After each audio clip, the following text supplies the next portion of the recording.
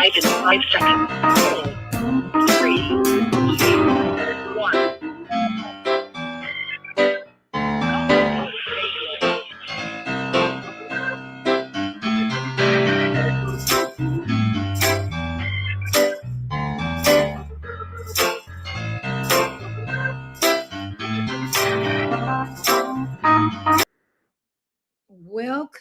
Welcome everyone to the Oddest Tiny House Village. I am still away from home. I'm near the beach where I can get my grounding in on the sand and get lots of negative ions on from the waves, the sand, the sun, the clouds, and some cool weather here.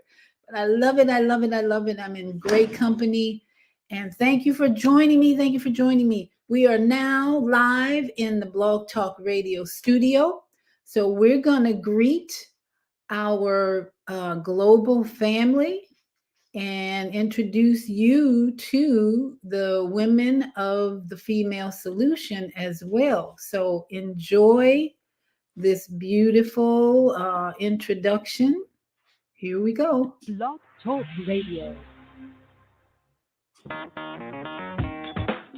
Women have the power to transform this world. We can end crime and violence if we all agree to do one thing: share. Let's share our wisdom, share our time, share our talents, share our finances, but most of all, let's share our love.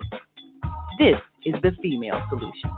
Join me, Naima Latif, every morning, 7 a.m. to 9 a.m. Central Standard Time, as we bring you stimulating discussions about the issues affecting our lives.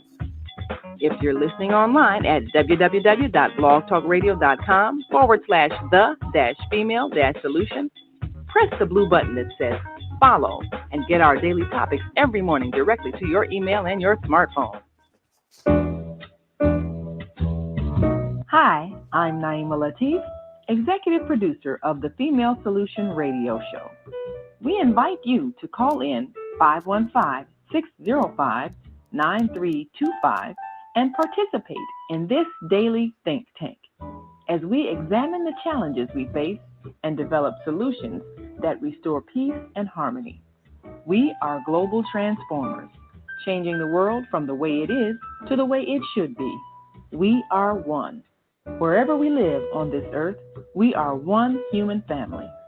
On behalf of our team of radio hosts, I'd like to extend a greeting to all the members of our family, whenever and wherever you may be listening around the world. To our family in China, Ni Hao. In India, Namaste. In Japan, Konnichiwa. In Korea, Annyeonghaseyo. In Russia, Здравствуйте. In Germany, Guten Tag. In Poland, Dzień dobry. In France, Bonjour. In Spain, Hola. In Italy, Ciao. In Egypt, Ahlan wa sahlan. In Ghana, Akwaba. In Nigeria, Peleo.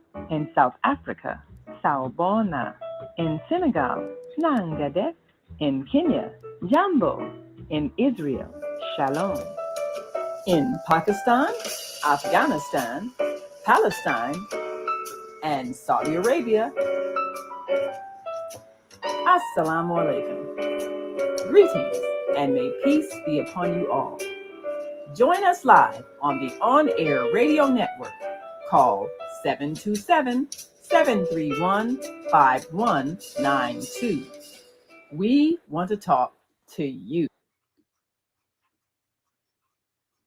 All right. I am so glad to welcome our global family this evening and to bring you news and knowledge and information from around the world even. So let us begin our show as usual. We're still going to bring in the drums. We got to do some drumming because we invite our ancestors to join us every Sunday night. Got my drum here.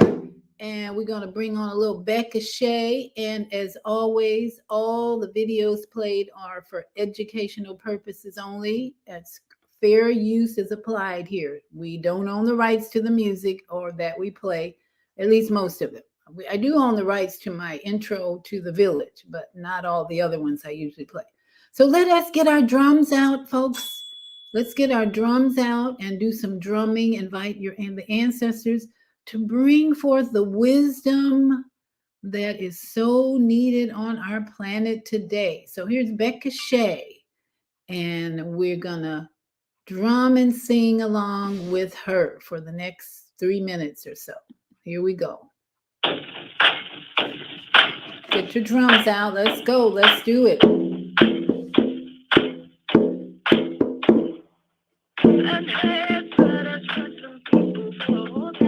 Hey. From every tribe and language, people, every nation. Hey. Where warriors are falling, there's a resurrection coming.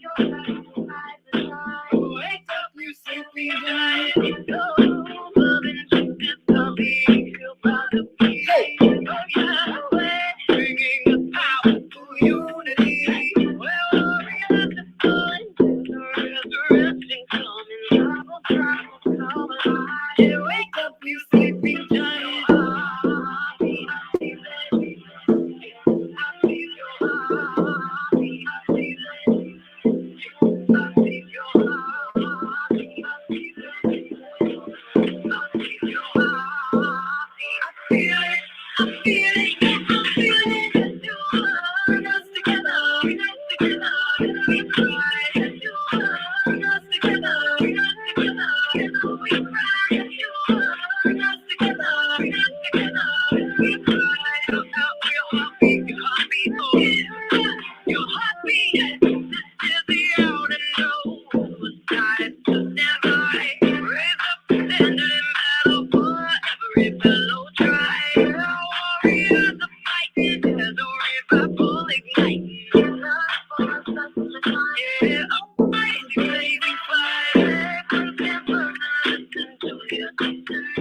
Hey.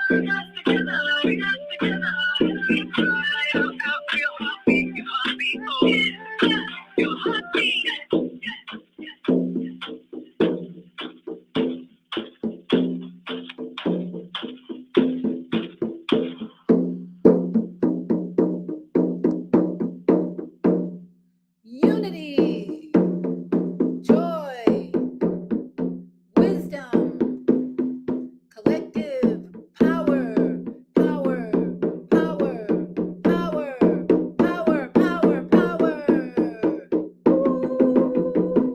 Woo! Yes, we are a powerful people when we raise our consciousness and bring in truth and love with everything that we do.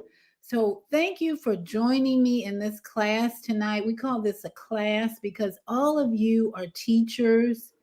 We're all teachers as we bring our experiences, our knowledge, our wisdom, and our story. I wrote this book back here with my dad, Sherman J. Howard. Let me see, show you the Sherman J. Howard, Football and Beyond, the legend and legacy of an African American NFL pioneer. I spent 6 years working on this book with him, going from Chicago to Florida, communicating by phone, traveling by plane. And when it was all said and done, my dad, in his most humble way, said, everybody has a story. He didn't think it was a big deal. But I think today it's more important than ever that we all tell our story. And we don't have to publish a book to do that. Sometimes just showing up on platforms like this, we can help so many people who show up later, 2 days later, 3 days later, even 4 days later, a week, a year later to watch this program. They're going to learn something valuable to help them on their journey. So thank you for all you who show up tonight to bring this lesson about angels. Yes. This show, I invited a guest to come on, but she's missing in action. I don't know where she is. She did say she had to go to a family event in Orlando. I'm not in Orlando, but haven't heard from her, haven't seen her, but that's okay because the universe, the angels, are always helping me do what I'm assigned to do on this planet. And that is to raise the consciousness, bring unity and wisdom, and bring us back into alignment with the Creator's love, wisdom, and understanding. So tonight I've invited several of my friends who are going to tell their testimony, hopefully, and their story. And most important, I've got someone from YouTube to give us a basic teaching on do angels exist. That Teal Swan is a very famous educator, spiritual personality who teaches about all types of topics. And I thought I'd let her bring a foundation for tonight. Do angels exist? Because some people don't believe they exist. Guess what? You can't see them all the time. And when they do show up in a physical form, some people don't recognize them as angels, which is great. That's okay. That's why we're here tonight to talk about what many of us know is not coincidence, is not spirit woo type truth, but it's actually the reality that we live in, which I have come to learn 90% or maybe less, 80 to 90% of our reality is actually in the invisible realm. Yes. So let's listen to an introduction, I would say, for tonight that asks the question, do angels exist? And then I really do want to hear from all of you if you've had any experiences. I know Mama AZ wants to tell about her recent experience where someone showed up in her life who she believed was sent in a spiritual way and who brought healing. And that's where we're going tonight, recognizing when energy, let's just say when energy shows up in your life and it brings healing and it teaches us how to be the work of healing. I always looked at doing the work of healing versus being, but tonight I started thinking in a different way that it's about being first, internally, taking on the mind, the heart, because your heart is electric and it pumps energy out. It actually has an aura that goes out, way out, depending on how strong your heart is. That love energy spreads out around you, and that energy brings healing. If you are being the spiritual consciousness that you came to be. So let's listen to this fairly short introduction about, do angels even Angels exist? are the supernatural spiritual beings that have captured perhaps the very most attention amongst theistic religions and spiritual communities across the globe. Traditionally, they're considered to be intermediary spiritual beings that have captured. They're also traditionally seen as spiritual protectors, also as guides for people. Okay, so let's just get this out of the way. Ready? Angels, yes, they do exist, but the story of what and who they are is different too, and is more complex, shall we say, than the standard narrative. When it comes to discourse about angels, something that's challenging is that people use this word angel to represent all kinds of beings. For example, a person who is Christian might use this word to describe the specific spiritual beings that were said to be created by God and to serve his purposes, but specifically the ones that are named in the Bible. A person who is Muslim might use this word to represent beings created from light. A person in the New Age spiritual circles might use this word to represent something like celestial spirit guides.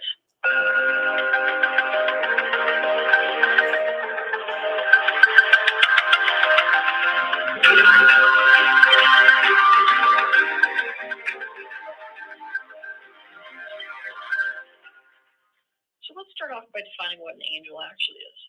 An angel is a being that was created to hold an intermediary point of perspective between source perspective and temporal perspective.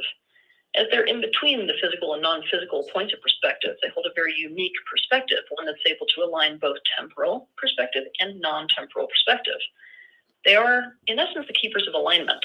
This is why the mission of angels so often revolves around keeping a temporal being, such as a human, in alignment with the bigger picture of the purpose of their life here on Earth.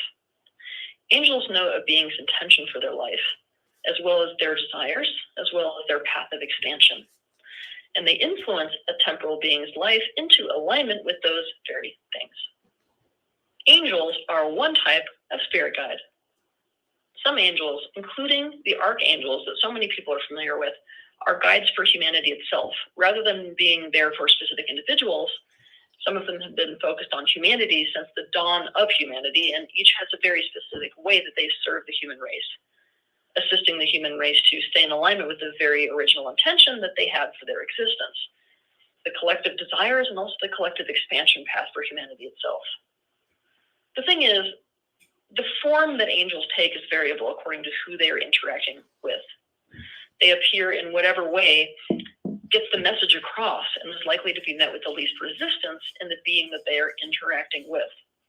This means that they are likely to appear in a different way to a holy man who's on a spiritual quest in the mid-4th century Rome than they are to a native who's foraging in the Amazon rainforest. Then they will appear to a person who's sitting in a random hospital in America in the year 2023, right? But let me give you some examples of the way that they might show up. They might appear as winged people. They might appear as beings of light. They may appear as orbs. They may appear as deceased loved ones, just to give you some examples. Angels are not actually humanoids with wings. They are much less human than that. They simply chose to project themselves as that image or associate themselves with that appearance because it held special meaning for people, which is the whole reason they appear in whatever way they appear to whoever they appear to. For many reasons you can probably ascertain without my explanation, when you're interacting with humans, it usually works better to assume the image of something human. So you might be asking, why would they appear as a humanoid being with wings? Well, it just so happens that way back in history, many people associated God and heaven with being up and with being above. And what was up and above? The answer is the sky. The only beings that people would have seen that could reach the sky were birds. Birds have wings. Because of this, wings were associated with God and with the heavens, and therefore divine power. People envied what could fly. They believed that if a person did what was right and what was virtuous in this life, living essentially an ascetic existence, they would be given wings, which would allow them to soar to heaven. Because of this, wings were seen as what allowed a person to ascend to the heavens, to everything that was better, to everything that was more, to everything that was good and right and powerful. They were symbols that someone had gained eternal life, and with that, supernatural powers. They had reached heaven. They had reached the perfect state of being that everyone in that time aspired to. And just so you know, this was only further enhanced in the days where messages were sent over long distances in human society via birds, such as carrier pigeons. Wings became symbols of messages from afar. So given all of this, the image of a celestial-looking person with wings was a very effective and symbolic way of communicating to the people back then that they were what they were, an intermediary between the temporal world and the non-temporal plane of existence, what the people at that time called God, and that they were also a messenger and a guide. Some angels are, and some angels are not able to take physical form. Those who do live in an embodied form of life are called earth angels. When this happens, they bring their multidimensional awareness into this physical life, and they do the same thing for other living beings as any other angel experiencing a non-physical existence would be doing. As a consciousness and as a group and as individuals, angels have a hell of a lot of energy. They're being fed with energy directly from universal source consciousness and also by the collective consciousness of temporal beings, including humanity. This keeps them very active and very alive. Angels do not control what happens on this earthly plane, though. They're not playing people, places, and things like chess pieces. They're instead participating in this consensus reality just like we are, but from a completely different point of perspective. Now, the reason that to us it seems like angels have so much more power than we have is because they hold a perspective which, depending on the angel, can accommodate anywhere from 5th to 11th dimensional awareness. Their perspective is not limited to the 4 dimensions where a person is typically focused. What does this mean? Okay, so this means that they can conceptualize and perceive anywhere from the multitude of potential life paths and timelines that could branch out from any given moment in this universe, all the way to being able to conceptualize and perceive of all possible branches for all possible timelines of all the possible universes, and anything in between. Angels are learning and gaining expansion from us, just as we are learning and gaining expansion from them. They are able to affect perception. They're also able to influence things like events. This is why it is better to think of them as guides. Just like any other guides, they don't make decisions for you, and they don't act out your life for you. You're not like a marionette doll that's on their strings. They don't seek to make you dependent on them. They seek to empower you towards being able to achieve and maintain a state of alignment. And this means they work with your free will. They want you to find a sense of self that's in alignment. They don't want you to be governed externally.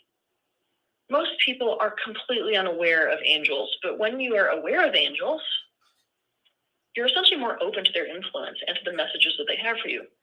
And the thing is that angels don't just communicate through words. In fact, outside of dream space or outside of body work, very few people have multidimensional perception enough to visually see them, much less to convert their messages into verbal messages.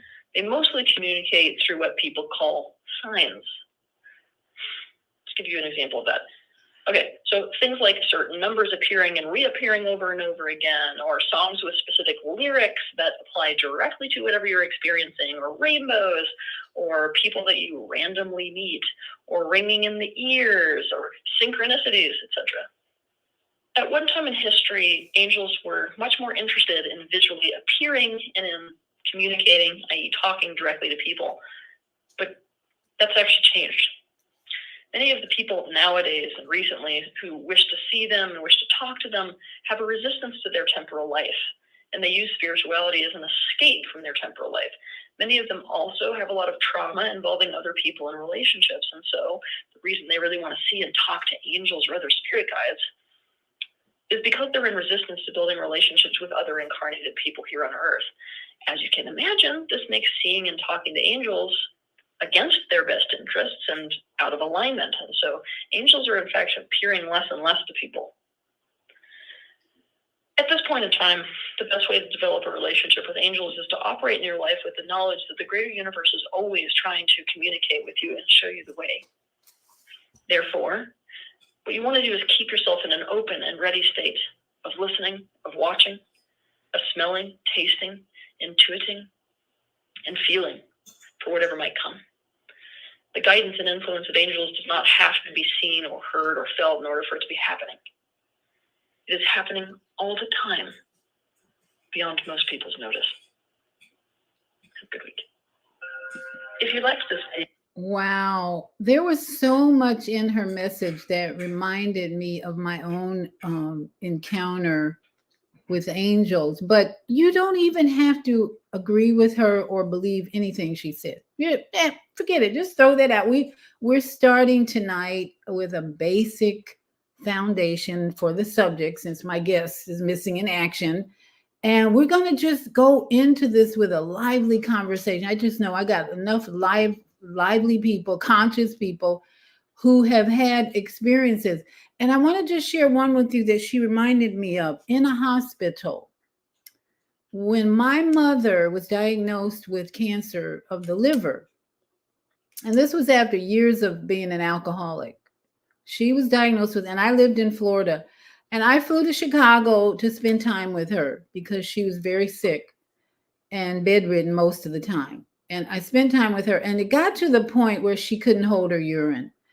And I just couldn't help her as much. So I called her doctor and said, listen, we need to put her in the hospital. Can we give her some IV nutrients, vitamins? Can we do that? And he said, okay, put her in, we'll take her to the hospital. So I took her to the hospital and they started giving her nutrients through an IV, and she started to come alive. She started to be more of herself. But then I met the doctor a day or so later, and he said, we can't keep this up because the hospital just doesn't agree with this kind of protocol. I'm like, what? She's coming alive. So long story short, as I was leaving her, I was in the room with her, and she was talking about she was seeing roaches on the wall, and there were no roaches on the wall. And she was seeing things I wasn't seeing, and I was thinking, I'm losing my mother.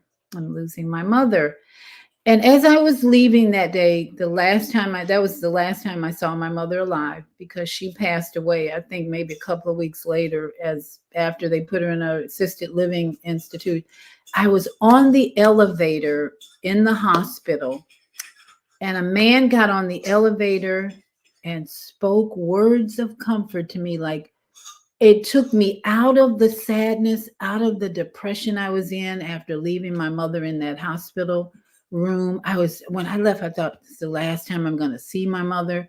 I was so sad. I was just in another world. I got on the elevator, and this man got on the elevator. I could just feel his presence was not that of normal. And he spoke to me with the most beautiful, soft words, comforting words. And I wish I could remember what he said, but what he said so affected me that I came out of the depression, came out of the sadness, and I went, wow, she's going to be okay. She'll be okay.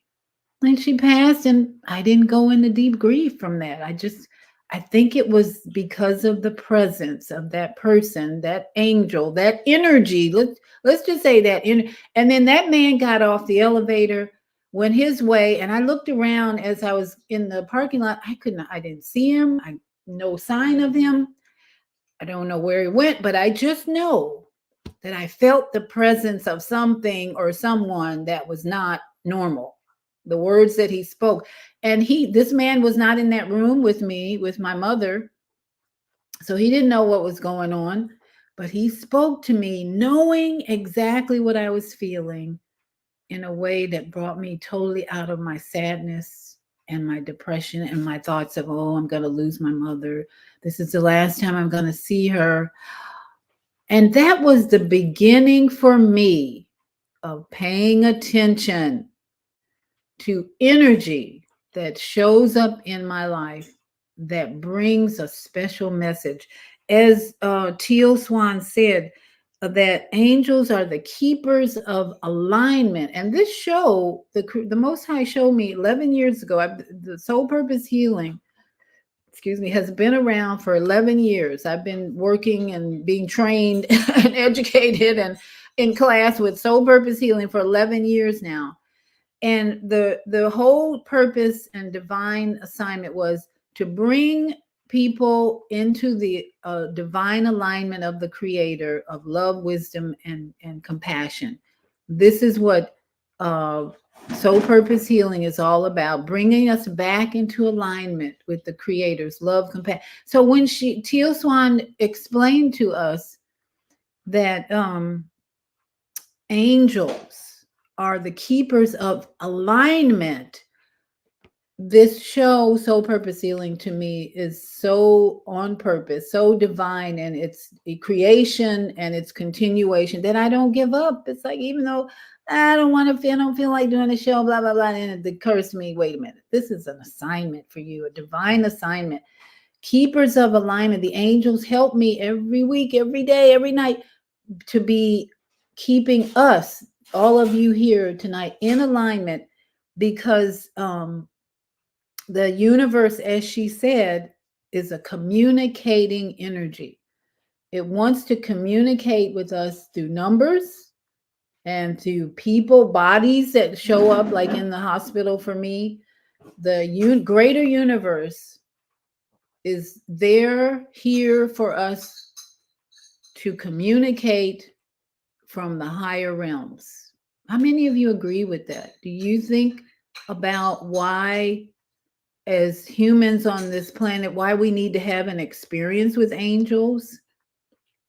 And that could go into the work of being a healer, not just doing the work of healing, but we go into the work of being, not just doing.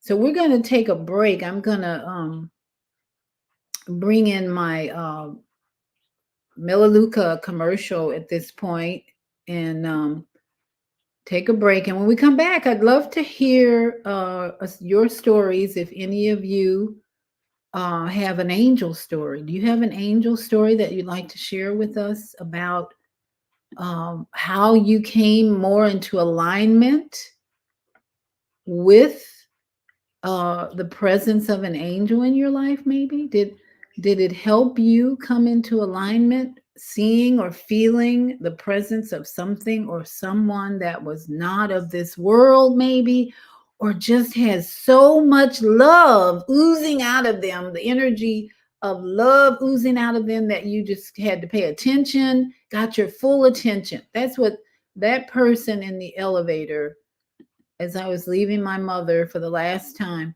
got my full attention, because the words were so comforting. I remember the words were so comforting, so loving, so peaceful, and just a divine energy that helped me accept that my mother was leaving this planet. And she did shortly after that. So I'm very grateful for the communication that we get in every form, whether it's numbers. We should all be just, when we see those numbers, we should just be in gratitude that we're being communicated to, as Teal Swan said, on another level. So let's take a break and listen to this very informative commercial for a minute.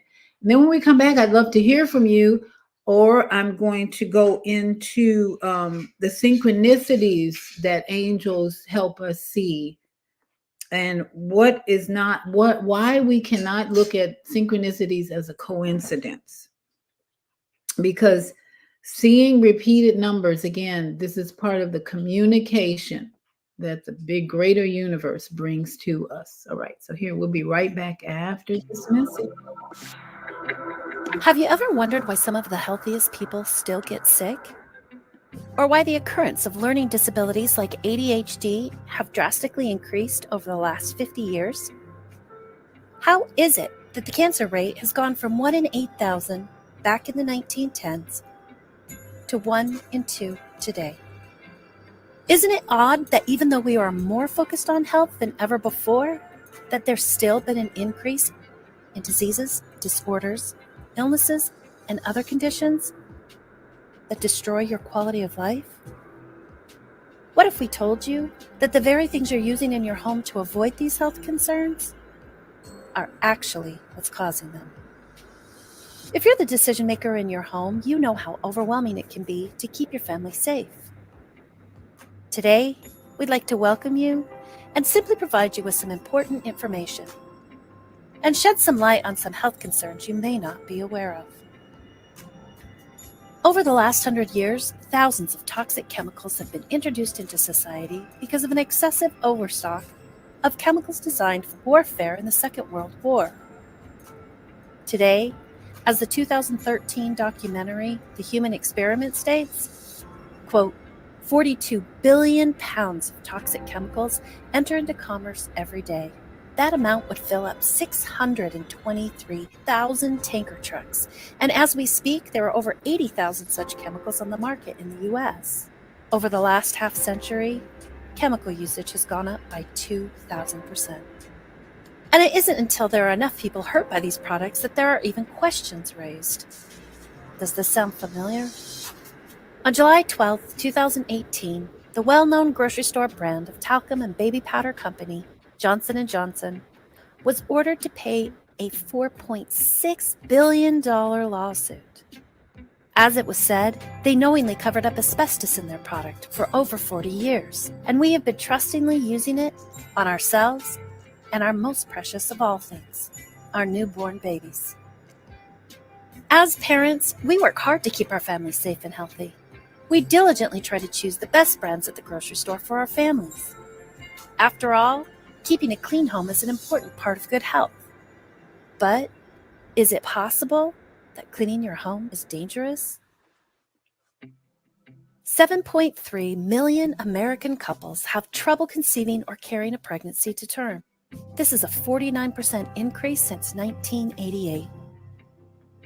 Recent studies have shown that babies that do make it to term are being born pre-polluted, with up to 28 harmful chemicals in their blood, with indicators that over 400 more were present, all without ever eating food, drinking water, or even breathing air yet. It just doesn't make any sense. Studies showed that in 1999, 1 in 500 kids had autism. Today, it's 1 in 59. But the effects don't stop there. As of 2013, the increases over the last 45 years show that life-threatening birth defects has increased 100%. Genital deformities in baby boys has increased 122%. Asthma has increased 80%. Leukemia in children has increased 74%. And ADHD has increased 53%. A 20-year independent study was done by the University of Bergen in Norway. This study started closely tracking a population of 6,235 women and men.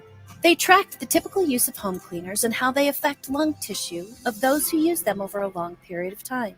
Over the course of the study, the participants answered questions about their usage of cleaning products and had their lung capacity tested regularly.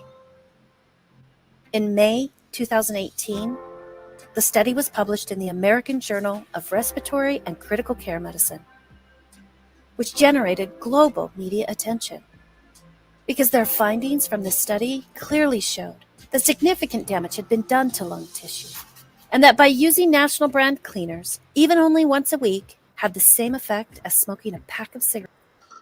Now, that's kind of scary information, but there's a solution. And I have another Facebook page that's called Holistic Home and Body Care.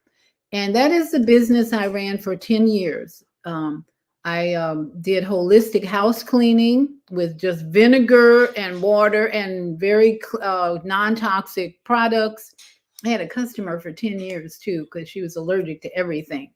So I'm now partnering with a company, Melaleuca.com, that provides safer and non-toxic products. And I just placed my order for this month for my essential oils. I'm so excited about. I'm going to get a number of essential oils because that's one of the line of products they carry. So if you're interested in partnering with me with this buying club, the information is in the chat, Melaleuca.com. Go to Melaleuca.com and explore the website and see if there are products that you might be able to use every month.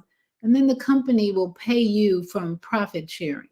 So thank you for being more conscious here tonight. Now, I'd love to hear from anyone in our studio, like Mama AZ, or any of you who have an angel story. Do you have any angel stories that you'd like to share with our audience? Some of those who might be in doubt that even angels exist or what their influence is. But in the meantime, I want to share with you an interview from Sadhguru about synchronicity, because Sadhguru is an Indian man, a man from India, and he teaches a lot of wisdom. And so I want to share, I found this very good question and answer from a couple who brought out some questions for him to, again, continue the conversation about synchronicity and how angels communicate to Let's with say there us. are two people who love each other. If one person is thinking of a certain thought, the other person is also thinking of the same thought. Certain cohesiveness can easily happen with life. So there is synchronicity with life, otherwise life would not exist.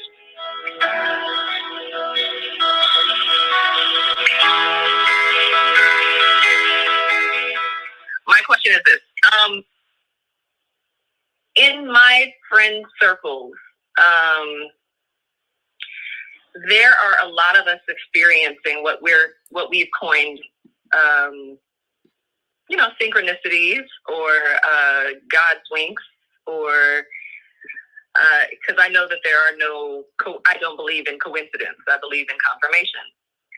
But a lot of us are seeing like repeating numbers, 222, 1111, 333, 444, 1010, 1212. At many, it's not just me. It's like a whole community of people that I know are all like greatly aware of this secret, I guess, phenomenon amongst us.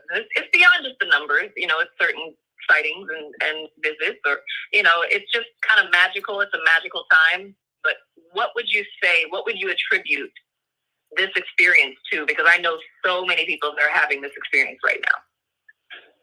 See, numbers and number systems have been invented by human beings, all right? We made up the numbers.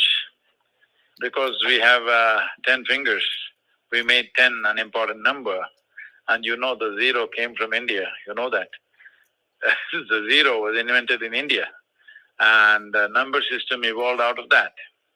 In India, we see that zero is the only true number, because that always exists. Rest we made up. 1, 2, 3, 4 made up by us. Zero has always been there. It's the natural existence, there is a zero. There are many, many things which are zero. But 1, 2, 3, 4 we make it up. How far can we count?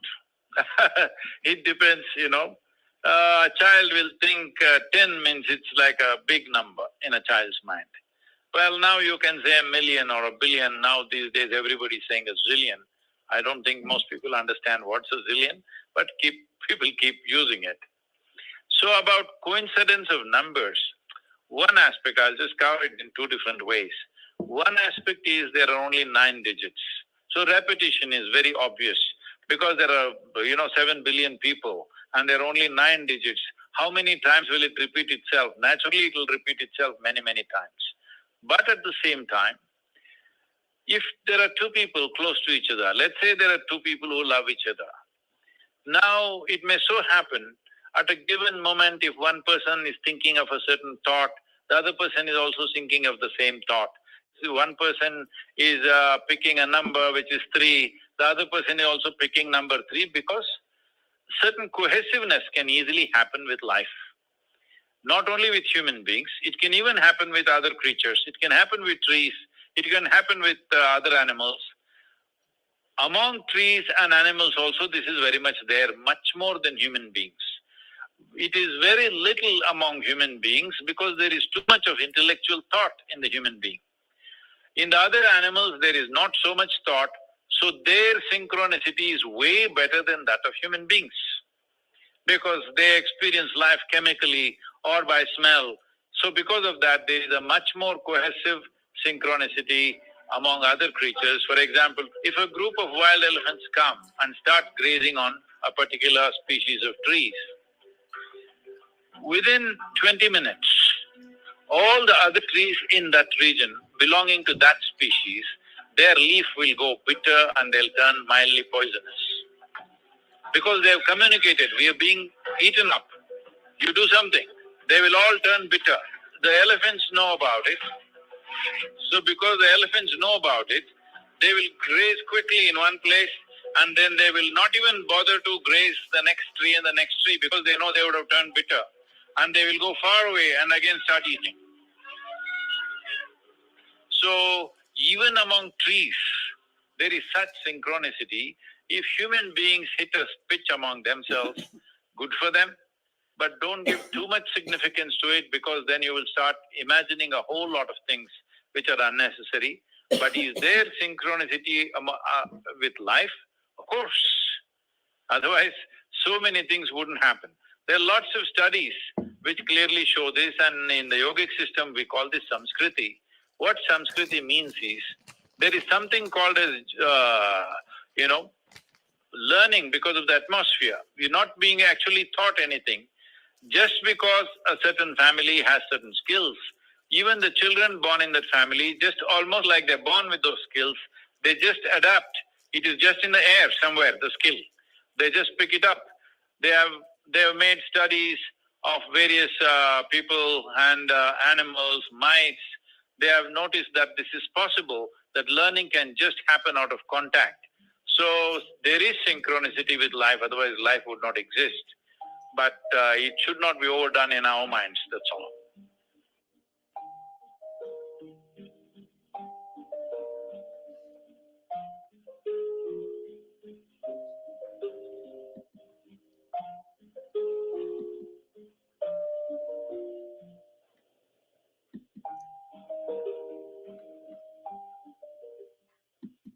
So again, we're hearing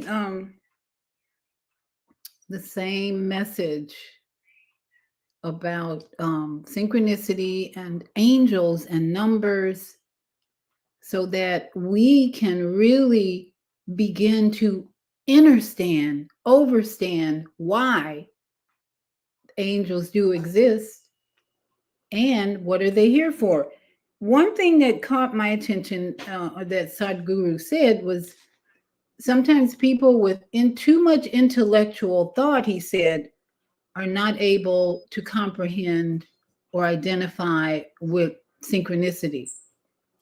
He mentioned that the elephants and in fact probably any animals in nature are easily adapting to and integrating with angels and synchronicity and all that, because the intellect is not stronger in their case.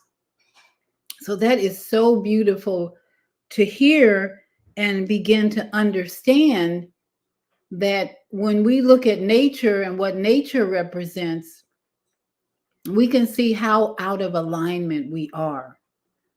When we don't understand overstand angels and synchronicity, we're out of alignment, because the philosophy, the truth, the teaching is that angels are keepers of alignment.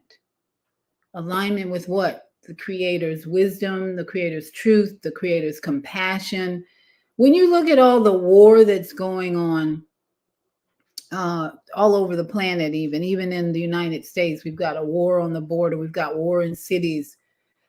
We can begin to really see what a struggle it is in the spiritual realm, the spiritual warfare that's going on in the planet Earth, because people are out of alignment. So if in fact angels are here to keep us in alignment, then there's a real battle going on right now, because so many people are angry and at war with their neighbors or with other countries or within the state of Israel, for instance. So what is our job? I think our job is to be more educated about this subject, angels, and to be the work of healing. So I want to bring in one more teaching about synchronicity that can help us really move to the level of wisdom, understanding, overstanding about angels and healing, because we want to talk about the healing that some people receive when they are really in touch with that wisdom that's flowing, keeping us in alignment with the Creator. So here's one more teaching on what is synchronicity and what does it mean. Have you ever had one of those moments in your life when a bizarre coincidence occurs and it left you feeling entirely astonished? The odds of its occurrence could have been very low or even next to impossible. Coincidence and synchronicity are both defined as striking occurrences of two or more events at one time. The difference is that coincidence is perceived as chance or luck, while synchronicity implies the presence of a deeper intelligence at work. It was Leonardo da Vinci that said, "Learn how to see, realize that everything connects to everything else." Many people have an awareness of what the term synchronicity means in general terms, but in many cases, this can be confused with unusual yet timely coincidences, accidents that seem as though they were by design. So, how do we know the difference? A growing number of people believe that to experience a synchronicity is like a powerful nod or wink from the universe, telling us that, yes, we're on the right track. Synchronicity is also believed to be a form of guidance from the higher self, a way of showing you where the path lies. Hindus believe synchronicity is a manifestation of Brahman, or the fundamental connection of all living things within the universe. The concept of synchronicity eliminates the accident from the nature of this apparently random phenomenon, and while synchronicities can manifest as something you might want to put in the coincidence box, there is just something about the event that makes you stop in your tracks and question. Something about the occurrence that leaves you utterly astonished and wondering, is this something more? As everything consists of tiny vibrating atoms, some believe that synchronicity could also be a manifestation of environmental harmony, where the frequencies and vibrations of the moment sync together in perfect equilibrium, producing such eerie experiences. The term synchronicity came into popular use through psychotherapist Carl Jung.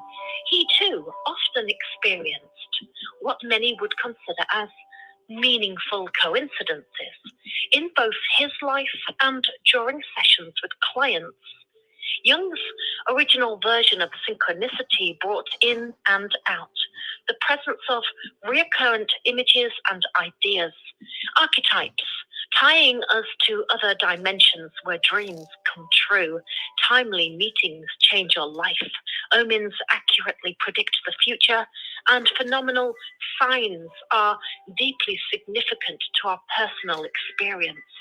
He also believed that synchronicities mirror deep psychological processes, carry messages the way that dreams do, and take on meaning and provide guidance to a degree, and they correspond to emotional states and inner experiences. Dr. Jung didn't define the principle of synchronicity because he was a mystic or a psychic, but because after years of working with patients and bearing witness to the events of his own life, it became clear to him that there appeared to be a mysterious underlying kind of field affecting a whole different level of experience. While many do recognize the phenomenon of synchronicity, there are many different ways of viewing it.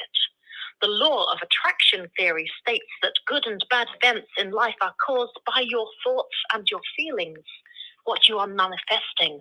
And because like attracts like, synchronicity occurs.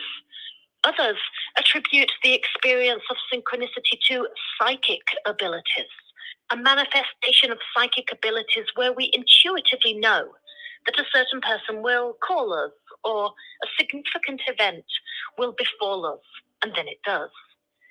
There could also be something of the unconscious mind at work here. We get warning messages in our dreams, so why can't we get them in waking life as well? Our unconscious mind influences a lot of our behavior, and at the same time can also communicate with us. Signs and omens or instances of synchronicity could be the unconscious mind's way of guiding us. Here are a small selection of examples of synchronicity that you may have experienced in your life. Seeing repeated numbers, especially master numbers 11, 22, 33, and so on. There will be a separate video that focuses on master numbers on this channel and their synchronistic value, so make sure you subscribe for more regular content. Another one is that you may have been randomly thinking about a person that you haven't thought about for a while or even seen for a while. And then later that day you bump into them, or they call or they text. You could simply think about something and then it happens, making you stop in your tracks in astonishment. Or you may overhear someone talking about an event or saying something about something which in fact sounds like answers to the questions that you've been asking yourself recently. You might dream about people, animals, or places and then see them repeatedly in real life. Help and support could appear in your life when you least expect it from people you have never met before. A big one is seeing repeated symbols. For example, white feathers or the infinity sign, butterflies, songs, master numbers, as we have already mentioned, somebody's name, the tree of life, the list goes on. Can you think of any other common forms of synchronicity? Please share them in the comments and share your experiences if you can. Of course, the list of synchronicities is endless and subjective, as synchronicity is a more complex phenomenon. These are only a few general examples that we may all experience at certain points in our lives. The best way to recognize your synchronicities is to think less and feel more. Listen to your intuition. By being in tune with your inner voice, you can understand the outer signs easier. And remember, synchronicity only applies if it is spontaneous. Waiting for the 11:11 to appear on your clock does not count. You have to be genuinely surprised and not expect it. Or at least, there needs to be a degree of unpredictability involved. When you're having a dialogue with someone, you don't control the other person's words, reactions, or thoughts, and you generally listen when the other person speaks. It's the same with synchronicity and any other kind of guidance. Skeptics sometimes call synchronicity apophenia, or the practice of seeing connections and patterns in random and or meaningless data. This is because humans are born meaning makers, with a fondness for seeking patterns in everything they see around them. This is an unconscious coping mechanism that we use to make sense of the world and sort through the overwhelming amount of data that is thrown at us every second of every day.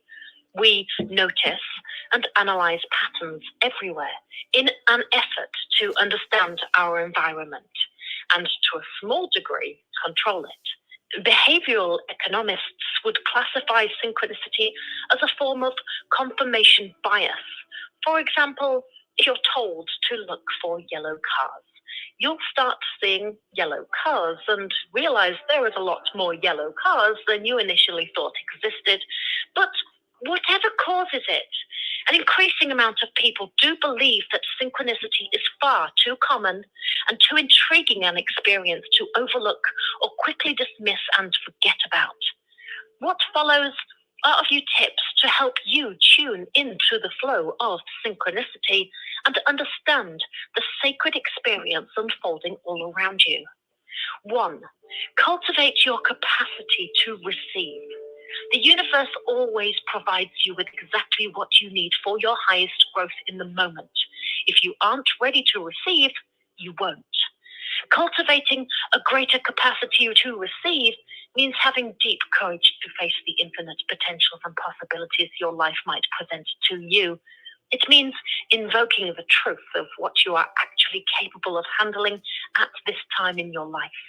And it requires you to embrace whatever life delivers to your doorstep with an open heart and absolute trust that it's exactly what is being called for at this time, even if you don't always understand. 2, pay close attention. Simply pay more attention to your experience. If you're going to ask for guidance, you're going to need to meet the universe halfway, especially during your time of seeking. Watch your environment a little more closely. You may be surprised what presents itself when you pay more attention. 3, notice patterns and symbols. As you pay closer attention to the occurrences in your life, you will likely notice patterns beginning to emerge, or powerful symbols showing up. Take note of these. 4, don't overcomplicate things. Sometimes the universe sends us the exact message that we need, but we miss it and go on searching for more. The truth is, the universe expresses a great deal of genius in simplicity. This can be difficult for modern humans to understand, as we tend to complicate things. The bottom line is, if the universe tells you to turn right, don't hinder yourself trying to figure out how and why and at what point to make the turn. Just do it. 5, allow yourself to believe. One of the most common questions when working with signs, visions, dreams, or any other form of sacred messages: how do I know that this is real? Is this just coincidence? Is this just my imagination? The answer is simple. Your imagination and your reality are reflections of one another. Everything you are presented with, whether it's logically tangible or ridiculously abstract, has meaning. Sometimes it's overt and sometimes it's vague. The language of the universe is symbolic, and our intuition is the translator. When we allow ourselves to deeply feel and believe what is being presented to us, the signs become clearer and more compelling, and we further strengthen our ability to intuit them. Wow. I hope you got out a lot out of that message. Whoa. I was taking notes actually. There was so much in there to help us move forward, to evolve, and to be better listeners of what? The universe's language. That's what this is all about. It's all about hearing the universe's language. I often hear ringing in my hearing, in my head. And so I've learned to, as she has just stated, allow. That is the message of the month, if not the year. Allow. I have listened to Michael Sandler is a very spiritual YouTuber, and he brings on channelers and people who are giving messages that you don't hear in the news every day. And I listened to 3 messages in a row, and all of them were talking about allowing synchronicities to flow in your life without restriction, without resistance, allowing wisdom to come in, allowing the numbers to show up. That was the message for all 3 of these videos that I heard. So it was just amazing that now, even in this video about, or teaching about synchronicities, that the word allow shows up. Allow yourself to believe. What are the consequences if you don't believe? Let's say this is BS, I don't believe in that. Well, the universe is going to keep nudging at you in different ways, is what I found. You'll get more messages in a different form. You'll get more numbers. You'll get people. How about people? Just like for me, being in that hospital elevator was the biggest transition for me to start paying attention to people, energy, and numbers. And then the next transition for me was when my sister passed. It's funny, two instances of people preparing to leave the planet brought my attention to synchronicities and numbers. And that's what we are here to do, is be in alignment, being in alignment with the keepers of alignment, which are angels. And if you missed the beginning of the show, Teal Swan pointed out the many ways that angels show up if you're ready to allow that wisdom to come into your life. So we're going to take another break. Let me see. I don't think I haven't seen any messages from Naima. So I'm going to play another commercial. And then when we come back, I want to hear from you. What are your angel stories? We have right now our beautiful sister Zelda of Monday Morning Mindfulness says, grand evening, beautiful wise one. Looking forward to a life-changing show as usual. So very grateful for your commitment to humanity. Yes, thank us, because Zelda is one of the Female Solution hosts, and we are committed. We are very committed to bring you the messages of the universe, and to continue to educate and to continue to share our experiences who have been assigned to Blog Talk Radio. And Zelda says, we are all taking notes. Thanks for sharing the universe language, learning to listen differently.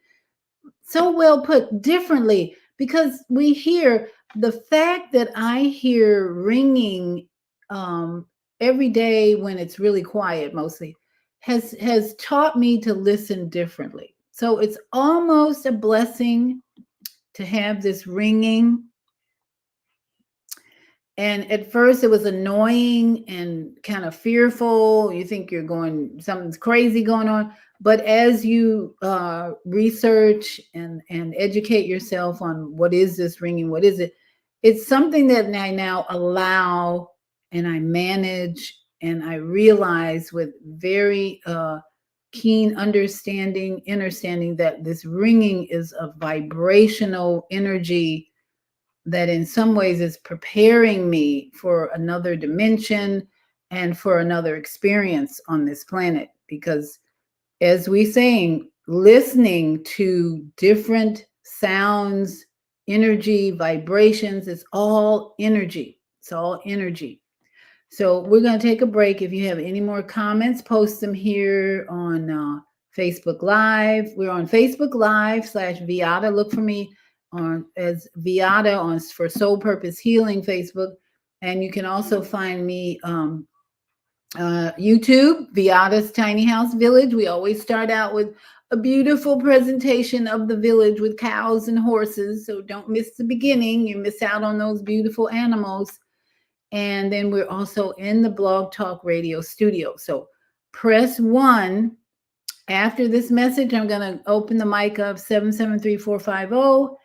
And we will be right back after this. Is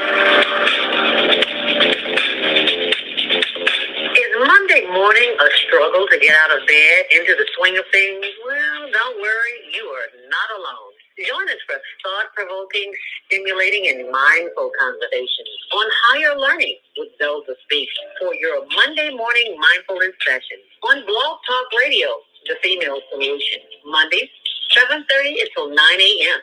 Be sure and send your ideas, thoughts, comments, and suggestions. Also, if you'd like to be a guest on the show, visit ZeldaSpeaks.com. Send us your info. We'd love to have you. Experience mindfulness moments with the mindfulness/stress relief coach, Zelda Speaks. And thanks for sharing the mindfulness moment tip of the day. Stay on purpose, stay empowered, and stay tuned to your next session of mindfulness on Higher Learning with Zelda Speaks. Make it a mindful day. And thanks for listening.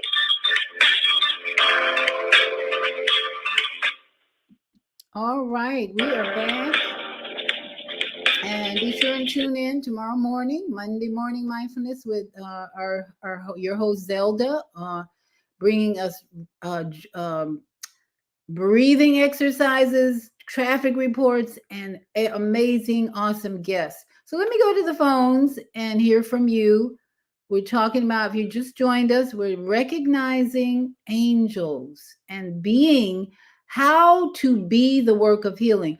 I have friends who have had a really rough time overcoming diseases or health challenges, but they are becoming now the work of healing. They exhume, they just they're just great examples of what healing looks like for, and then their testimony is so healing. So let me open the mic of 773-450. Your mic is open. Welcome. Shalom, greeting. Shalom, greetings to you. Wonderful show. Thank you. Wonderful show. I think it's sort of like a mission of those that are often to what they have to do. Like, this is a wonderful show because it shows you how to be a positive light, or how to recognize and be conscious of the conscious light in your life. So that's part of what directs you. You do have to be prepared to receive that when it comes your way. Right. So, right. And so then it's something you develop. Although I think everybody's got the power to heal, you just have to have the experiences so that your faith can be built up. I think somebody mentioned something about if your faith is not tested, then you really don't know where you stand. So we should, considering the society we live in that gives us the wrong diet and all this other stuff, you really have to take pause to find out what's most important. And it's interesting of late, it's not the eating of food as much as it is the concept of perhaps an elimination diet, that it eliminates toxins out your body. If you're 80% water, it's like you should be drinking water a whole lot more than anything else that they feed you in marketing schemes and all of these restaurants that serve this fast food that cause a lot of heart, artery clot problems and everything else. So if we take our body and our minds on that journey, when you hear so much negativity, I think you almost have to be the light in the dark. You have to be prepared because you have to seek the Most High and sit down and have a conversation about what's your purpose. How can you make things better? But life is for the living. And living means you'll make a decision on what you're doing to you, be that people, places, or things. Even in a small sense, imagine a bird that wants to sing you a lovely symphony. But if you make too much noise, you make that bird fly away, and you miss out on a beautiful symphony. Take your time to pause and be still and let those things come to you. When that angel appeared to you, when you needed it in that moment, you weren't thinking about it, and you hadn't even contemplated it. But you know, after you experienced that, you know how much better you felt. And today, you could be that beacon of light for someone else. How about that? Absolutely. Now, this is Obadiah, and Obadiah is talking about the being part of the work of healing. Because as I said earlier, sometimes we just think about doing the work of healing, going around and laying hands on people, or going around and to hospitals and serving. But some people do that for not so healthy motives, I would say. That, you know, maybe they're trying to prove to someone that they can do this type of work. And so thank you, Obadiah, for introducing the idea and the thought of being, not just doing. And that's something I think we all have to work on, is coming out of the doing part and really looking at the being, what it means to have the mind of Yeshua, for instance. Yeshua, aka Jesus. Yeshua had the whole essence of healing inside of him. And so we are now looking at people who demonstrate that essence of Yeshua, the truth, the spirit of truth. What is true? And for each one of us, it's different. It's really different for each one of us what the spirit of truth looks like, unless you've had a challenging experience in your life of healing, of recovery, and hard work, then you may not even know what truth looks like. But for each one of us, it's different. So I want to hear from you about your experiences, either recognizing angels or becoming a work of healing versus doing the work of healing, and how that teaches you about the universal truth of keeping us in alignment. So let me go to the phones. 407-579. Your mic is open. Welcome. Hi, Beata. This is Tammy. Tammy, how are you tonight? Can you hear me? Yes, I can. You're coming in loud and clear. I'm doing well. Thank you so much. I appreciate your show, and I just wanted to comment as well. You know a little bit about my history. I started to have serious health issues many years ago, probably almost 17 years ago, and it got worse. And then I was at a point where I couldn't work anymore, and wasn't, able to do a lot of things. I couldn't function at a normal level, and it got very difficult, very scary. And I continued to, look and look and look to many different types of doctors and modalities and things to find healing. I was very, very determined. And then, two things that I guess there was a couple, more than two, but the two that stand out in my mind is there was a point where it got really bad and I was losing consciousness. And at that point, I had been used to fighting, so to speak, in my body, trying to hang on and keep saving myself, so to speak, with different things. And this time I couldn't figure it out. I couldn't fix my body, and I lost consciousness. And at that point, I remember just letting go. It's so funny. I don't talk about these situations. And then when I do, all of a sudden I get emotional. I don't realize how difficult it was. Now, when you say letting go, what do you mean you were letting go? Did you want to? I remember. I was fighting in my body to stay conscious. Okay.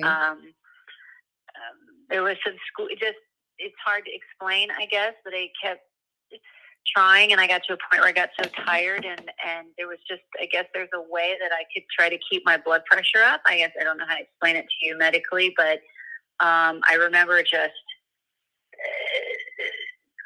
I was semi-unconscious. So I was kind of in and out, and I was trying to fight, I guess, by squeezing my muscles, or it's difficult to explain, but I remember just emotionally knowing I was consciously, I knew that I was going out, and I just knew I was going to lose consciousness. Right. It wasn't very fast. It was slow over time, and I was getting weaker and weaker, and I let go. Yes. So I don't know how to explain that to you. I guess emotionally, I just let go. It's terrifying when you know that your body is shutting down, and at that point, I finally, I guess, thought I just inside, emotionally or spiritually, something in me just said, "Okay, surrender." And I surrendered, and so I guess the paramedics had come, and I ended up in ICU, and I guess I had a seizure, which I've never had before. And anyway, I made it through that, and some people would say that's crazy what I did next, but when I did become conscious of what was going on around me, and well enough, I signed myself out and got out of the hospital and went back home and resumed what I felt I knew was right to get my body going again. And I did. So for me, I mean, maybe some people would say, oh, well, you know, the hospital saved you. And yes, I guess I feel that they helped, but I do feel that sometimes accidents can be made because people don't always know your entire history going into the ambulance. Right. And so just my background and history of being in and out of emergency rooms and in and out of ambulances, knowing the system very well and getting to know the paramedics. I'm very grateful for people trying to do their job and help people, but I also know that it's dicey. Yeah. And what that means is, you know, someone coming along, if you've already lost consciousness, you can't exactly tell them what medications you're on and what your situation is because you're out. Right. And if the people around you aren't very good with medical and talking, they can't really advocate for you that well either. And so it could be sort of, you know, them guessing. It's guesswork in a way. I mean, they're looking at your vitals and they're trying to do what they can to help you. And so I feel very much like an angel was watching over me. Absolutely. You know, yes, there were people helping me. Yes. But my situation was very dire at that time. I was severely weak. I had been bedridden for 2 months. And when I say bedridden, I don't mean just getting up, walking to the bathroom and getting up, fixing me a can of soup. Like I could not get out of the bed. And my body was so weak that I was not able to walk and sit up for very long at all. And so things got really bad before they got better. And, you know, obviously there's a lot of not saying because we'd be here all night, but to explain how I got better. But there were some moments that I really feel, you know, blessed to be here because once I was in the emergency room, you know, I was being pumped with all kinds of different medications.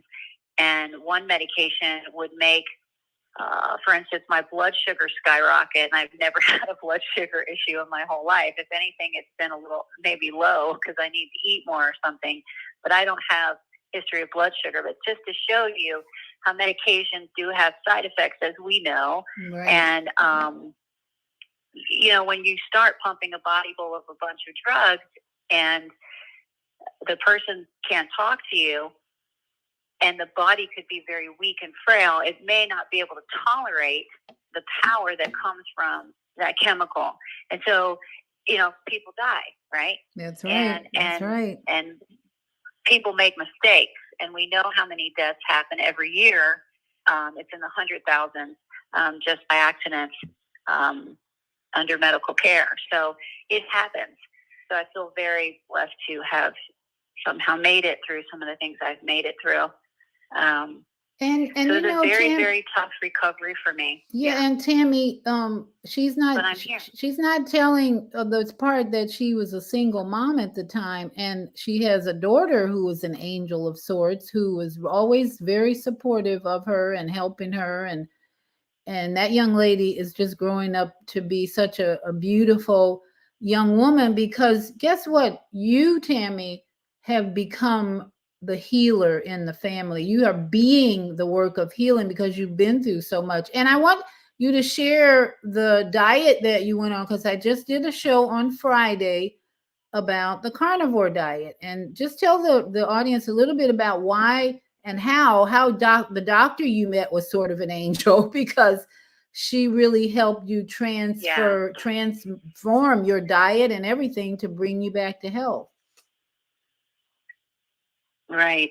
No, I was going to say that, but then I thought, well, maybe she's thinking something even on a higher level. And so obviously this is a human being, but I have been searching for my healing since 2007. My first appointment at a cardiologist's office, I lost consciousness. They diagnosed me with some things, and I never stopped looking because the stuff they gave me wasn't making me feel better. And I kept praying and I kept begging.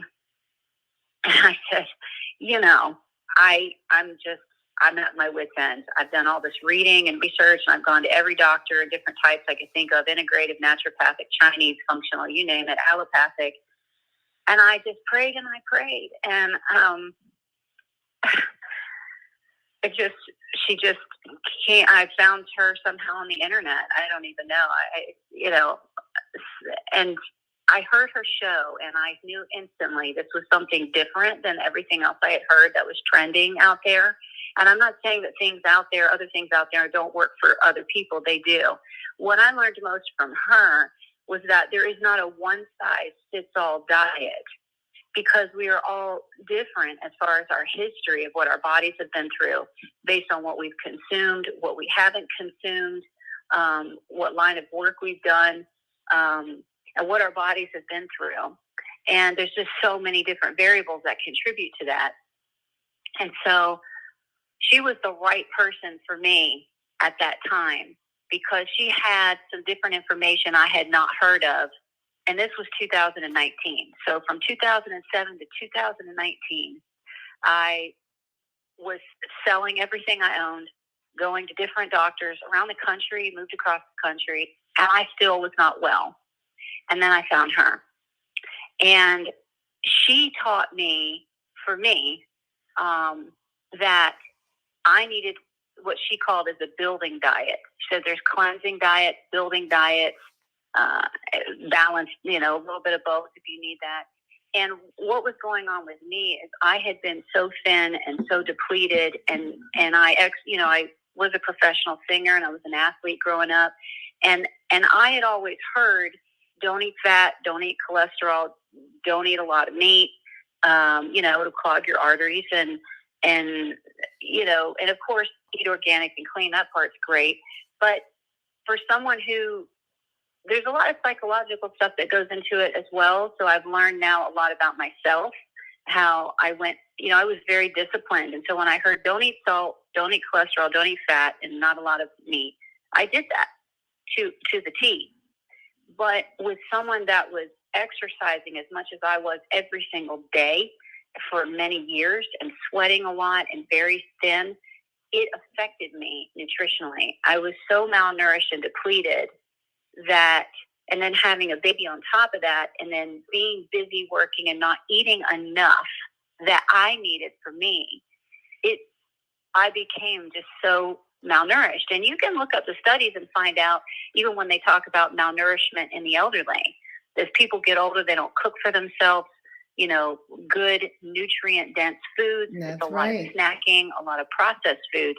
And although it may be an organic prepared meal, like processed from the store, if it's gone through some type of processing, it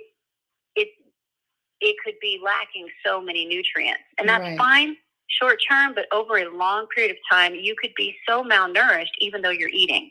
Right. If that makes sense. So I learned that we can be eating, but not getting the right kind of nourishment that we need. Right. And so that, combined with the steroids that they put me on, because it just couldn't figure out how to keep my blood pressure up, to keep me out of the emergency room and feeling like I was going to pass out all the time, we were at our wit's end. I tried all the nutritional stuff and I ended up giving in because I couldn't function. Right. So I got put on prescription steroids, and that destroyed me further. That compounded the problem. It just compounded. It didn't address and fix what I didn't realize was going on. And none of the doctors recognized it or said anything. They all said, you look great. They didn't say you need to eat or what are you eating because you're too thin. Right. They all said you look great. Right. It's the misperception as well. What is healthy? It's really not looks. It should be, how are you feeling? Right. And what are you doing? And I think that really that. It really shouldn't be based on looks, because sometimes there's some warped perception of what that is. What is health? And so anyway, I learned a whole lot of crazy stuff that I never heard anywhere else. That I say crazy because it was mind blowing. Like I learned that cholesterol is the main building block of all hormones. All hormones, like not just sex hormones, but we have all kinds of hormones. The glands in our body that produce our life steroidal hormones that give us life. Our adrenals secrete hormones. And everybody hears about adrenal fatigue nowadays, chronic fatigue, adrenal fatigue. Well, if we didn't produce some of those hormones, we would be dead. Right. And so you can find the charts online. It's real. It's not made up. And cholesterol is the main building block. It gives all the cells in our body its integrity. The integrity of our cells. It makes our cells strong.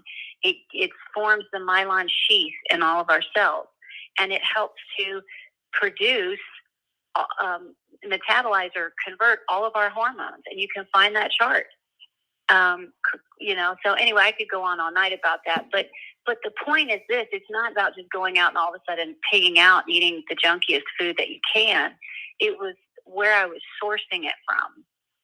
So not getting cholesterol from a processed oil or something from McDonald's or something and living off of that. It's understanding the balance between eating, if you need to for energy, some meat from the farm, and you know how that meat is being treated and handled, but then also having plenty of vegetables with that, lots of vegetables and water to metabolize it, to not let it get, hardened up in your colon, right? Right. Anyway, the things I learned were just honestly more basic stuff, getting back to the basics, trying to think common sense and stop listening to all the noise out there and saying, what is it my body's meant to do? My body is meant to drink water. It's meant to eat good, wholesome food, and it's meant to cleanse, to get rid of waste. And that means go to the bathroom. And that sounds funny, but it's not. And if you're not going regularly, you're backing up, and people are hearing about leaky gut and all of that. Your food does metabolize through your colon into your bloodstream. So if you're getting backed up, your fecal matter can get into your bloodstream, period. And it can make you sick. It's like poison, it's toxic waste. And it was really down to the basics. I was not eating enough to give me energy and to convert my hormones. And Viata, I told you about the cholesterol being the main building block of a hormone. Right. Well, interestingly enough, guess my cholesterol was extremely low. And when I went and tested in 2009, one doctor said to me, "Whoa, your cholesterol is really low." And I said, "Wait, what? What'd you just say?" I'm confused. I thought it was supposed to be low, right? We're always talking about high cholesterol, but no one ever says that your cholesterol could be too low. Right. It was 119, Okay. and it was very low, and I didn't have any energy. And, once I started learning about like incorporating some organ meats, and I know everybody feels differently, but this is what worked for me. And I know it makes me feel good. It makes me have energy when I feel like I can barely hold myself up. And I started eating liver and red meat, stuff that everybody says not to eat. And I was consuming some cholesterol items, different organ meats. And it really brought me back to life, and it helped me get off the steroids. But as my cholesterol level went up from 119, so did my cortisol level. And cortisol is what your adrenals produce, that I needed to have produced in order to get off the synthetic cortisol, if you're following me. So Right. I know I'm getting a little too complicated, but the bottom line is cortisol is one of our hormones, right? And it's one of our really important ones. And I needed that to produce on its own so I could get off the steroids, because I was taking a synthetic cortisol that was actually suppressing my own production.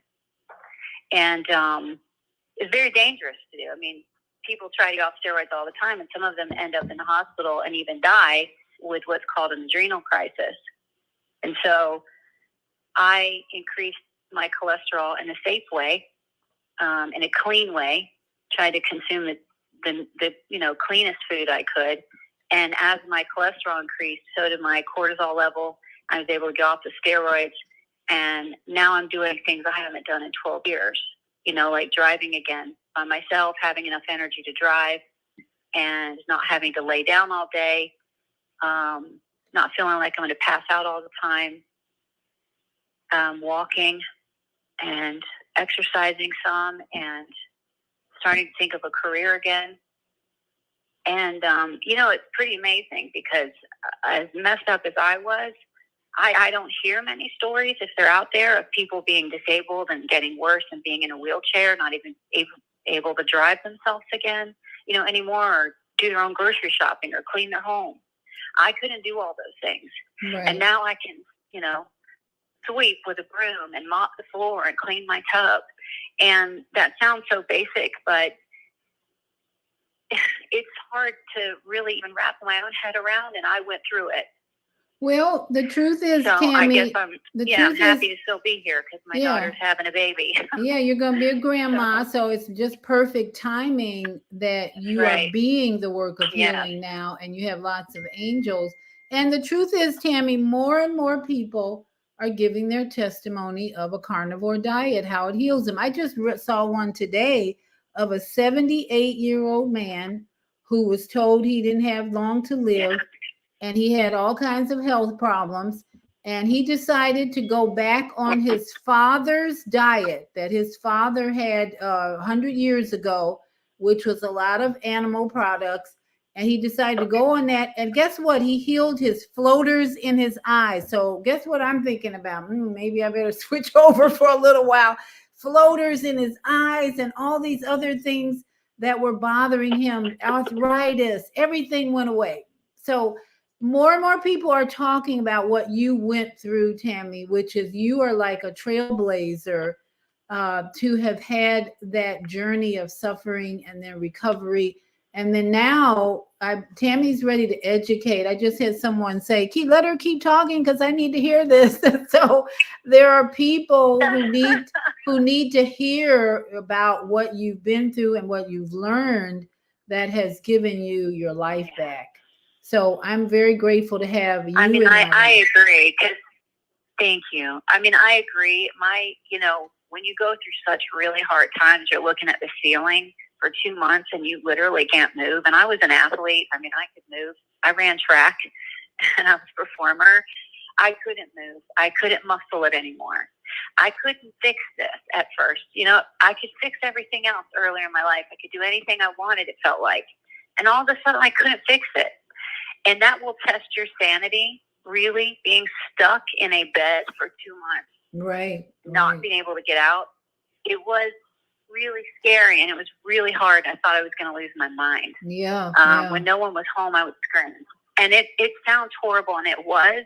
And because I went through that and I feel that for real, like I want to help someone else get out of their hell. You know what I mean? Yes. Oh, yes. Yes. So let me, I've got a couple of hands up. Can I say something on the carnivore diet really quick? Just and then I think we have people just really quick. Yeah, I think we have people who have questions for you, but go ahead. Go ahead. Oh, okay. I just wanted to say that before, the only thing that I sort of agree with, I say sort of, because again, I don't feel like I can speak for every human on this planet. I think every body might do well with something different, is that people need to learn to really listen to their bodies. You get ideas from other people and try it tentatively. Like be aware. Well, what does that mean? You know what? It just takes practice. Just do it. I didn't know either in the beginning. I couldn't figure it out. She would say, listen to your body. There's no coincidences. You'll get it. And I did. I kept trying, and eventually I got to a point where I can really understand what my body needs. And with some of the, what we call extreme diets, a carnivore could be considered extreme because it's one of just one type of food. Right. Be careful because what if you do go eat a bunch of meat and it gets backed up in your colon? You got to understand meat is also dehydrating, right? It is a dense, it provides energy, it grows muscle, but it's meat.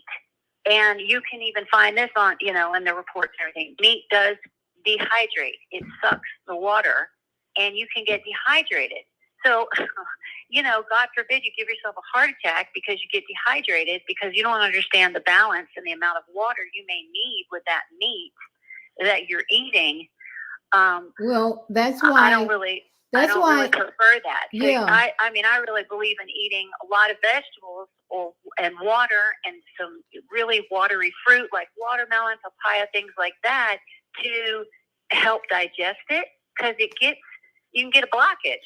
Well, I didn't well, feel here's that the way. thing. I know other people on the carnivore diet, Yeah. they preach it. I've heard it. They say it doesn't happen, but it does for me. I can tell you that. Okay, so here's the thing. Because I've eaten. Okay, so here's the thing, Tammy. Yeah. Like I did on Friday and I do today, always do research first. There are lots of doctors on YouTube who are giving advice on the carnivore diet. I have seen over the last 24 hours, I've been listening a lot to it because a friend of mine wants to try the carnivore diet. So I've been listening to a lot of medical doctors who've had patients and who've had experience with the carnivore diet who are giving all kinds of answers. So whatever you do, if you're going to embark on an extreme like diet, carnivore, do your research first. And there are plenty of doctors on YouTube who are giving advice, who have had 20, 30 years of experience on this diet and have patients who have gone through this diet. And most of the people on the carnivore diet,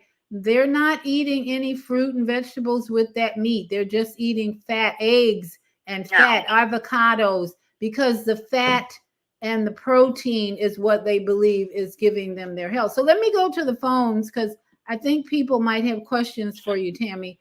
773-483. Your mic is open. Welcome. Hey, can you hear me? This is Kufi. Yes, Kufi. How are you? Oh, blessed hearing you guys' vibration. The ringing in the ear is actually from the star. Yes. There Yes. was a guy who posted on the star, and it looked like a pulsating angel. You know, so vibrations. When I was young, I heard hummingbirds. I had a hummingbird come down, look right in my face, and I just got so charged. You know, but while I listened to you guys, I was having I live in a new condo. I have like a little kitchen problem with the water coming up. And I had some hand sanitizer and I just sprayed it down a pipe and it went away. So, Oh, wow.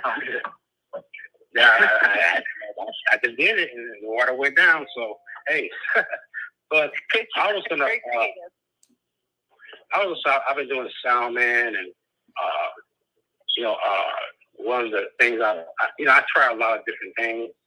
I freeze bananas and then I peel them, put them in a juicer with water and honey, and that made my body strong like a gorilla. I call it gorilla juice.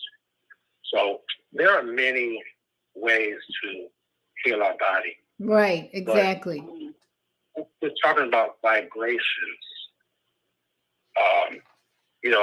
Can you hear this? Okay, what's that? That's a harp. Okay. Yeah, that's what Tammy is saying. There are different strokes for different folks, different diets for everybody. So just do your research and make sure she said, listen to your body.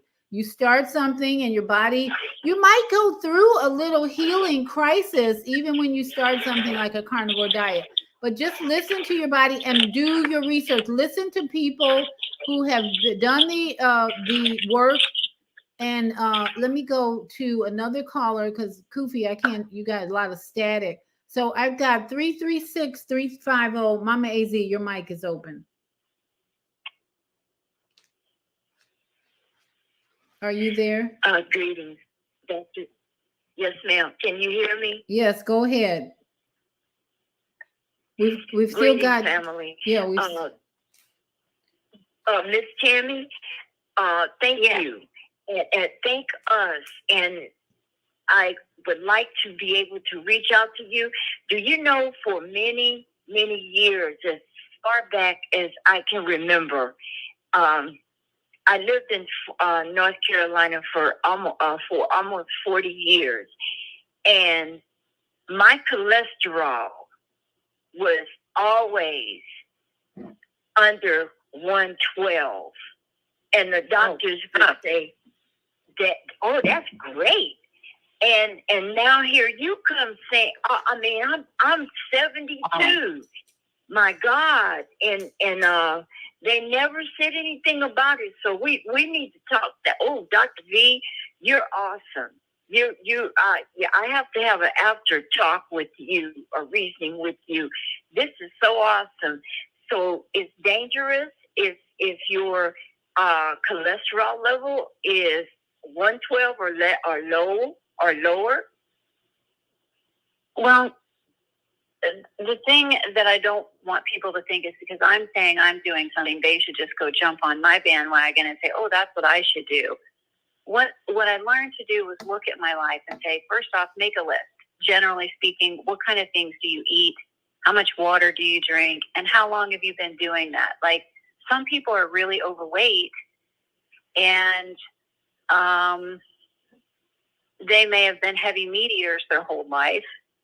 And they may do really well with a cleansing diet, which is a lot of vegetables, some, lentils, beans, rice, and they may feel good with that. Dr. Daniels has that stuff. The lady that helped me, she has a diet that she recommends for people who need to clean out, who consumed a lot of toxins in their food. Maybe they've eaten a lot of packaged stuff. Maybe you don't eat a lot of meat, but you eat someone's overweight and they're eating a lot of just junk food. So it's a whole program. But basically, I was just giving you some of the tidbits that I was so thin my whole life, and I had been an athlete, and I was just burning. I was driving on empty. I was burned the gas out a long time ago. And when you see people like bodybuilders and athletes, a lot of them, most of them, they're consuming a lot of eggs and meat, and that's how they get stronger and can lift the heavy weight that they're lifting and build the muscle. Aside from some of the ones that are doing steroids, I'm not talking about those guys, but there are guys that are working out heavy and really getting stronger. And you get stronger from, eating protein. And I'm just giving an example of in my life what I found out. Yes, there is a place for cholesterol in our body. We wouldn't live without it. But that doesn't mean that some people go, oh, yay, I can just go eat this.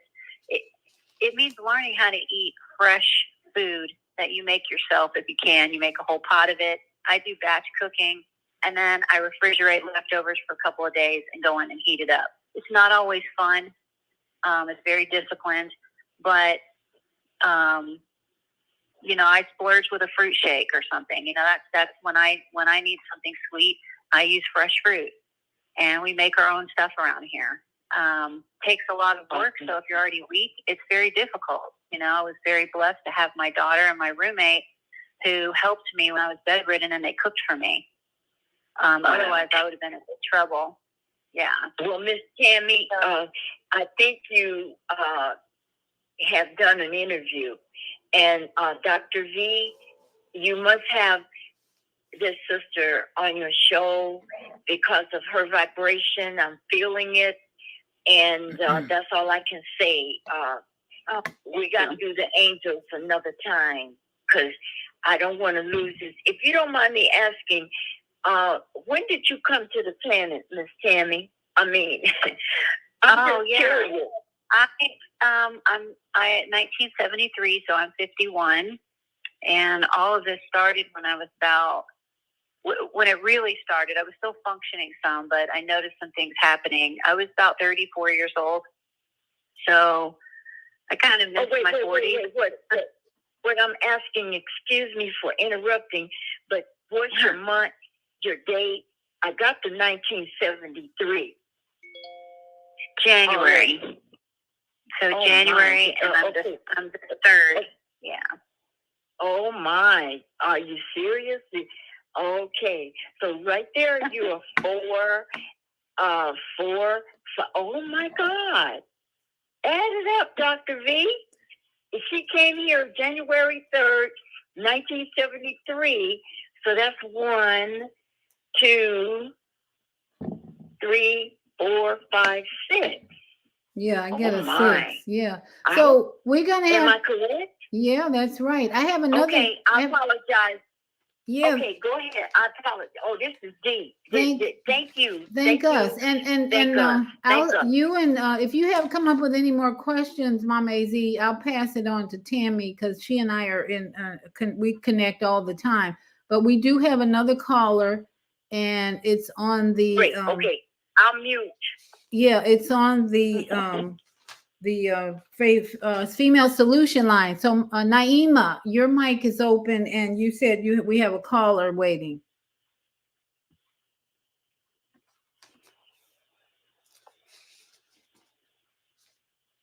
Naima, are you there?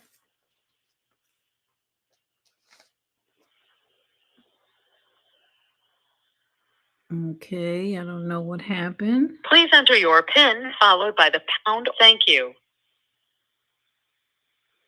312. Yes. Yes. Okay, you have another caller. 321, your mic is open. 321, your mic is open. Check your mute. Check your mute button. And after that, you have 773-483. Okay, are they gonna 7734? I think that's Kufi. But did your other caller? Okay, yes. 321-368.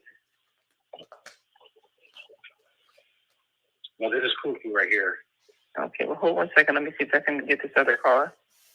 321-368, your mic is open. Check your mute button.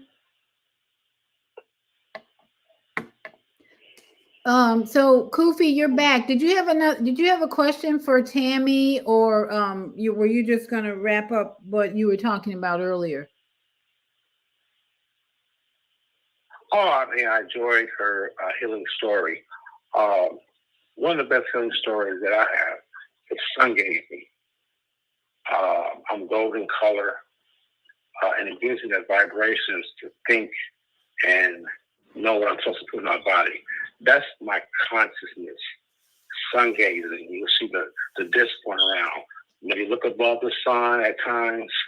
If you need to close your eyes, eventually when you sun gaze, you want to see that little circle disc going around.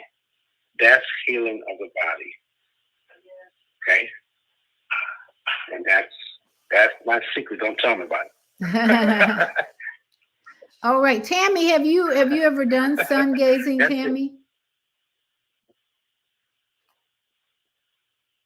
Yes, I'm here, Viana. Yeah, have you ever tried sun gazing? Is that looking at the sun? Yeah, with straight into the sun early in the morning. No, not really. I mean, I heard about it when I was over across the country. It was one of the other things they talked about, and we had certain lights that we looked into, like orange light. But anytime I've tried to look at the sun, it doesn't feel right to me. I feel like I'm going to go blind. So my eyes are a bit sensitive. Just a couple seconds. Maybe look above or below when the sun is going down, not in the morning. Right. Yeah, glancing at it. I started by just closing my eyes and focusing my head to the sun, so it gives you a pineal gland. That's a start. You know, and maybe I've certainly heard about that because I know Dr. Klinghardt, one of the doctors over in Washington, they talked about that, and instead of using the sun, they had done it with something else with orange light, light from the sun, and they talked about things how it could heal. But sometimes I think that there's something really pressing, something that is the most, that you're lacking in your body or is the most damaging, and you don't find that, then I think all those other things for me didn't work. For instance, I was going to some of the best, right? And they had a lot of really great things, nutritional IVs, and even Viana had told me, she had done an IV of vitamin C, and that helped her years ago. But I was doing all of that, and that wasn't helping me. So a great example, that's a great example of what helps one person may not help another. That's right. But it's good that we learn a lot of different options. We can try them. All the plants and all the vitamin C, D, it comes from these plants which are charging from the sun. Okay, this is ancient Kemetic. What it does, it burns out the chemicals out your bloodstreams and make you a natural person. It burns out the chemicals in your body when you're sun gazed. So like I said, just do it for a couple seconds a day. Next time, do it for 3 seconds and going on. But you eventually want to see the disc going around the sun. And once you see that, bam, you're going to realize what I'm talking about. So don't blind yourself. Maybe look above the sun or below. Don't look directly into it first. So it's a little step-by-step process. Because I had that same thing. You look at the sun and you feel like you're blind. Look above or below, and eventually you'll get used to it as a practice. And it takes a couple weeks to do that. All right. So Okay. Naima, we have so time much. for maybe one more caller, and then we're gonna have to say goodbye. So Naima, you said you have another caller, 262.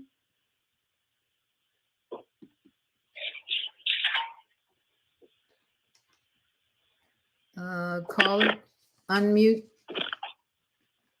Open your mic, unmute.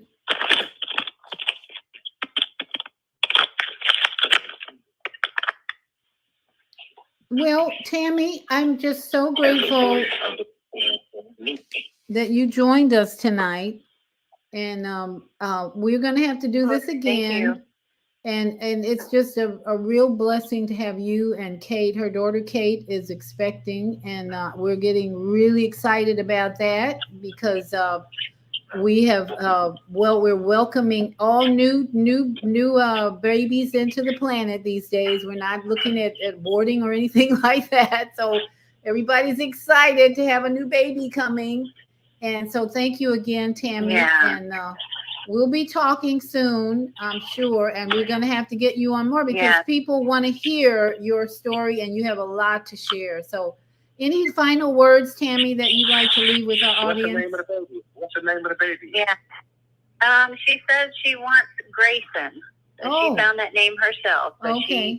my daughter wants the name Grayson. It's a boy. Okay. Yeah. Right. And she may name the middle name for my dad, Spencer. So we'll see. that's Grayson sweet. Spencer. All right. Vita, I did want to say, you mentioned floaters, and I just wanted to tell you this. When I was back before I discovered all this other stuff, how to utilize food properly, like all types of food, I used to have floaters as well. And once I started really nourishing myself with the protein and the organ meats and stuff and kind of gaining a little weight, because I was, like I said, very thin, and getting things up that I thought I wasn't supposed to, for me, the floaters and all that went away. My blood pressure got more up to normal. It wasn't so low. That was the other thing. I had really low blood pressure, and we always hear about high blood pressure being bad, but sometimes too low. That's what I would get floaters from, and I would start to feel a little dizzy and a little weak and a little faint. So, the thing I learned is if you feel well, you are well. Okay, but if you don't feel well, then you have to start looking at these different things. And I guess, in my opinion, my advice would be for people to try different things, but don't go so extreme. Right. Like, keep it basic. That's really what I learned. Well, that's very true, Tammy. You don't have to blow a ton of money. Yeah, that makes perfect sense because the testimony I heard from this 78-year-old man was he started eating more meat, more animal products, and his floaters went away. So yeah, you're absolutely right.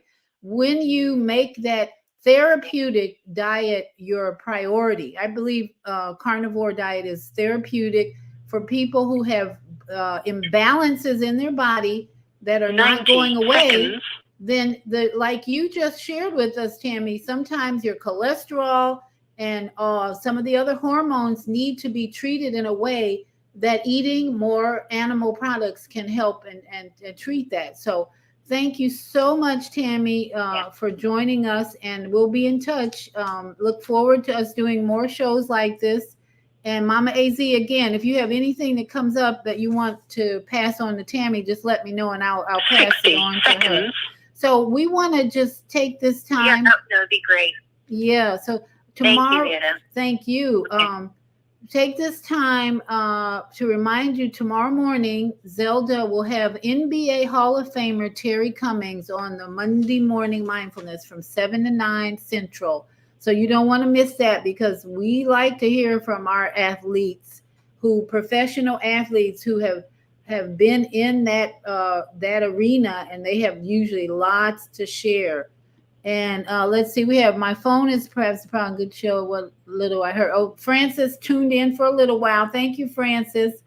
And sorry, Naima, we couldn't get to all the people that were waiting. But tomorrow, tune in. We got more from the Female Solution, and we're gonna play our farewell greeting. Everybody have a great week tomorrow, great weekday tomorrow, and start off with Monday Morning Mindfulness.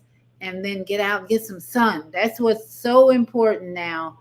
Every day, get as much sun as you can.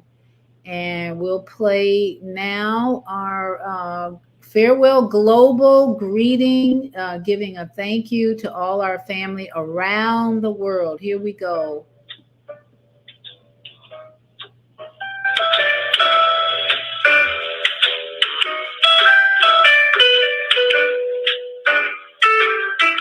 We've come to the end of our show today, but you can hear every show in the archives at www.blogtalkradio.com/the-female-solution.